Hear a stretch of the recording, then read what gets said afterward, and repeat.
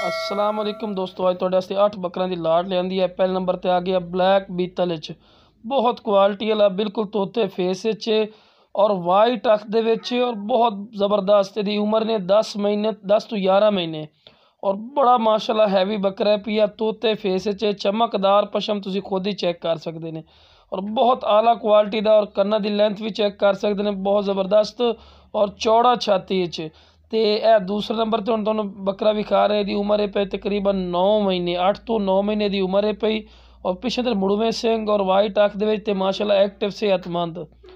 ते ए हुण तुहानूं जो ना अलहदा विखा रहे हैं 6 बकरे टोटल, 8 बकरे लाट है माशाल्लाह। चेक कर सकदे, दोवें भाई हन पे ते ये भी चेक कर लो जिन्ना माशाल्लाह इक्के कलर च ते बड़े प्यारे माशाल्लाह कलर इन पे।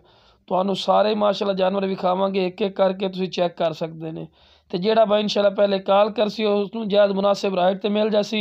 मुੱਲ इन्हां दा कर रहे हैं 30-30 हज़ार रुपया इन्हां दा कर रहे हैं, लेकिन फिर भी तुहानूं जायज़ मुनासिब राइट ते इंशाल्लाह मिल जासन।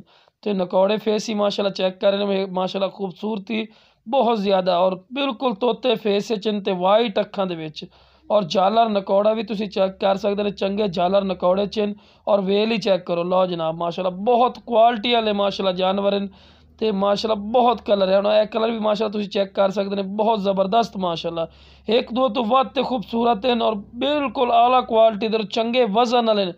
कम अज़ कम 40 तो 45 kg इन्हां दा जिंदा दा वजन है। पिया जितना वजन होना है उतने वजन दा दसना है, लेकिन क्वालिटी ए प्लस है पई।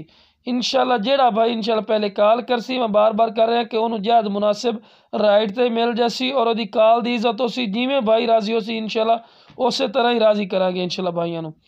ते माशाल्लाह चेक कर ले वाइट मक्खी चीना, बहुत ज़बरदस्त आला क्वालिटी दे माशाल्लाह जिन्ना ब्रीडर इन पे। और इंशाल्लाह नंबर चल रही है, इस नंबर ते कॉल करो, इंशाल्लाह जायज़ मुनासिब राइट ते मिल जासी।